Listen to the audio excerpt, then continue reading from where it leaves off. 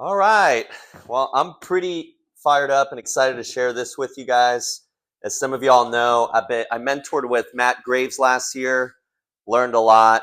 Mentoring with Brandon Brown this year, learned a lot. So you're probably going to hear a lot of similarities from the Matt, the Brandon, and then what I've just like essentially made my own. And basically utilizing these as ways to like price position, sell more bundles, or just sell more kitchens. So I broke it down into 4 components for you guys, actually 5. So using the kitchen when you don't sell it. Number 1, you want to use it as a way to paint the vision, the picture, and the roadmap of what customers are working towards. Yep. So number 1, you want to use it as a way to paint the vision, the picture, and the roadmap of what customers are working towards. I'm going to explain basically the 5 components, then explain the whys behind the components, and then I'll give you all some power phrases that I've been using that I've been noticing hit really well. What's most important with the power phrases is that you use them at the right moment, which I can also answer some of those questions as well when we do Q&A. Number 2, using the kitchen when you don't sell it, use it as a price positioning tool. I've teeter-tottered with both like explaining, hey, it's like $15K on sale for blank. Yeah, it's our most expensive package, but it's also our largest corporate savings. And I've also just teeter-tottered with just like showing them the kitchen page and explaining to them, yeah, most people start with the knives first, but then they'll look at the flatware, the cookware, the accessories. And the reason why people are doing the Cutco kitchen is because of the guarantee.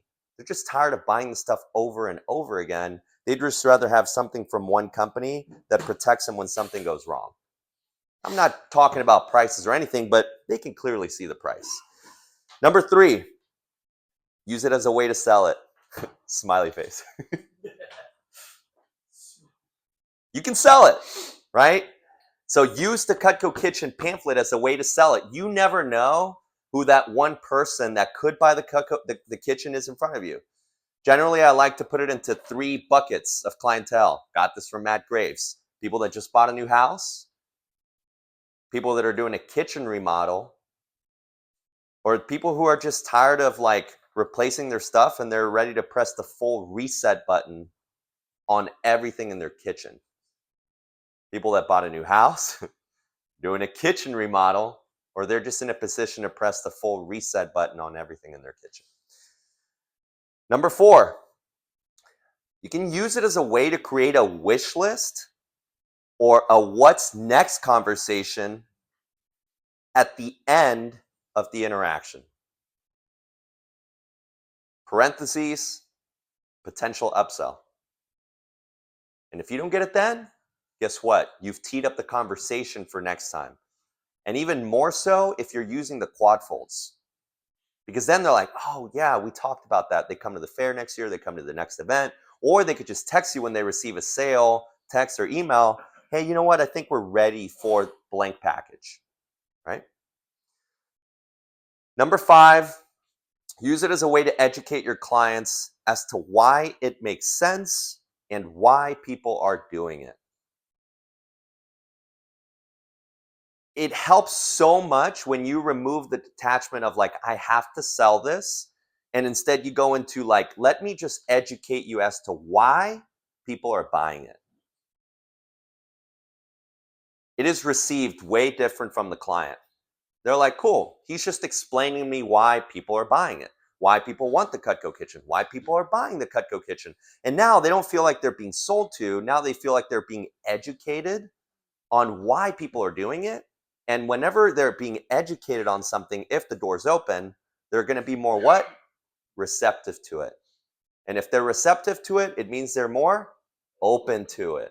And if they're open to it, now they're maybe considering it. So I've noticed that when you go from like selling land to like, let me educate you as to why, it creates a beautiful environment for a customer to like create a strong connection. And I've also noticed I'm not having to like do a massive discount. I'm not having to give the kitchen farm away because now I'm just educating you why people want it. Do you maybe want it to? Actually, I might. Cool. So number one, the whys behind number one, which number one was use it as a roadmap to paint the picture, the vision of what they're working towards. It helps them think about other components of their kitchen. Anything else that they perhaps weren't thinking about. When you see the word Cutco, naturally human beings associate knives. They just do, right? So acknowledge that, but they didn't realize, wow, something I've been using, it's like, yeah, Cutco actually stands for Cooking Utensil Corporation or Cooking Utensil Company. And they're like, oh, that makes sense. I'm like, I know, I thought it was just knives first, but let me show you this. And they're like, wow, that's cool. Another way that I've been incorporating of selling that's been very, very helpful is whenever you can have a customer say it makes sense, that means you've got good traction and you're on the right page. Anything else that they weren't thinking about? But guess what? Now it is top of mind when you show a roadmap. They might either subtly bring it up with their body language, right? What Curtis has talked about. They're either looking for something, needing something, or wanting something. Ways of subtly bringing it up.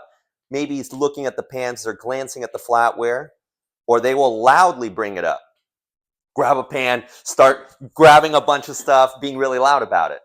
It's important to be in tune to the person because they're telling you everything they need to tell you loudly or quietly, but they're not saying it with their words, they're saying it with their body. And as we know, 93% of our communication is nonverbal, right? So with that, right, you got to stay tuned in and explain why people are investing into the Cutco kitchen. For component number two, right, which is use it as a price positioning tool. Although you're explaining the concept of the Cutco kitchen, they can still see the price at the bottom of it. So it's a very strong price position whenever you're going to go sell an ultimate, a signature, or a homemaker. It feels a lot more doable. It creates a relief factor. And when they see that they can do payments, it's like, sweet. Yeah, here's my credit card, right? The biggest thing is that you want to make it seem very expensive, but you also want people to want it. You want people to crave it because they're like, this is something that would add a lot of value for me in my life. Number three, the reason why use it as a way to sell it? To close more kitchens. Okay, number four, yeah, right, checks out. Number four, use it as a way to create a wish list, like the why behind that. At the end of the interaction, it's important to ask questions like, hey, considering what you guys have in your kitchen right now, what do you think would be next on the priority list to look at? The power of a very directed question, then add the silence, is so powerful because now they're thinking. They're looking at the kitchen. Don't say anything. Just listen. They'll tell you. Maybe cookware. Maybe flatware. Or maybe just listen to whatever they're saying, right? Whatever they say, I strongly encourage offer to share the 60-second version of why people buy said package. Do a strong pitch and offer again. Sometimes you'll be able to bundle things this way.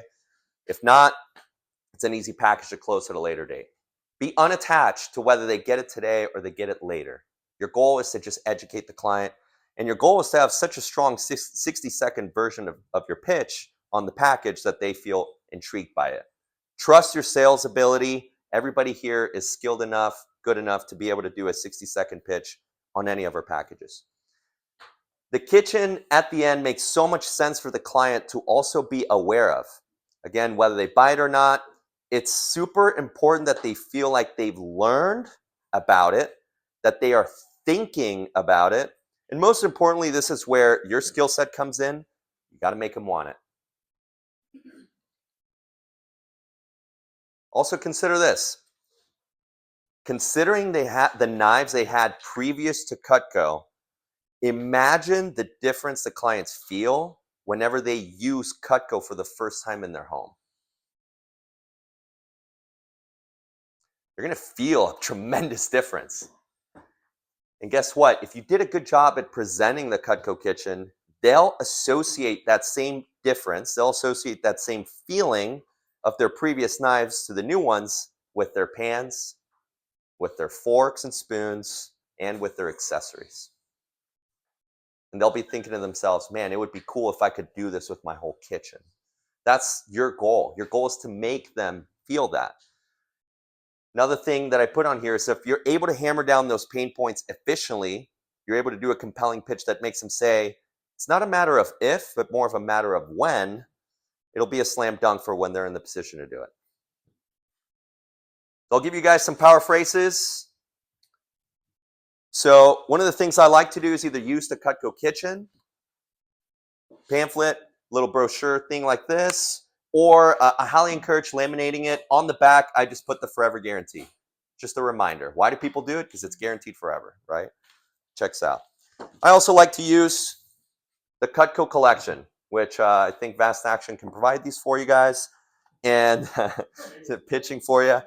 So I like to say, hey, just to give you guys a bird's eye view, this is pretty much what all my customers work towards over time, and I'll use it with the Cutco kitchen. We call it the Cutco kitchen. Let the client know. So first, people build up to the full knife set, and I'm just curious, like based on what you guys have in your kitchen, besides the knives, what do you think would be next? By the way, I heard him do that 15 times out of 18 total customers he talked to. You said it. Sure. Like he goes over that. He found a way to work that into so many of the sales cycles. Yeah. So, hey guys, just to give you guys a bird's eye view, this is pretty much what all my customers work towards over time. We call it the Cutco kitchen. So first, people will build up to the full knife set. I guess my question for you guys is, based on what you guys have in your kitchen, besides the knives, what do you think would be next? Let them do it. Hey, cool. I'll give you a 60-second overview on the pans, on the flatware, on the accessories, just so you know a little bit about said package. Customers are always open to a 60-second pitch. They really are. It's so low-key and disarming. I mean, no one really pushed back. They're all just like, oh, I mean, worst case is they say, I don't know what we're going to do next. That was as close as he ever got to an objection to at least presenting the information. Such an easy way. I think I overthink how to transition. He made it so easy for people. Yeah. By the way, all props to Brandon. If you can hear it, so that's all Brandon, right? Hey, besides the knives, is there anything else you feel might be worth checking out?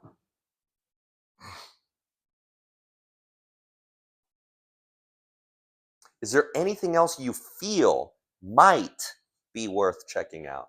It's important to use these strong hypotheticals. The stronger the hypothetical, the less pressure.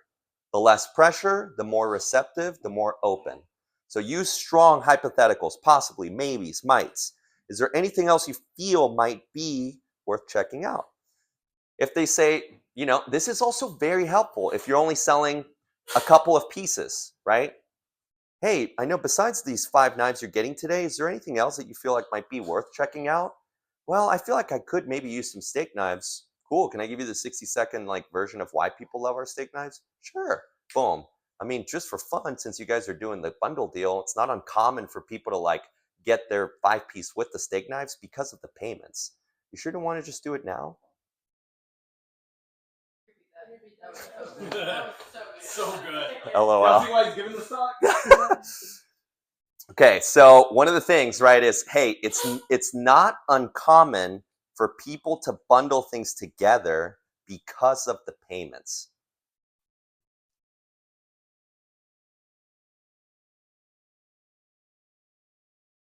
You sure you don't want to just do it now? Or you could do that, if you have the rapport, where it's like, hey, you feel like that would fit into the budget if you really, really wanted to?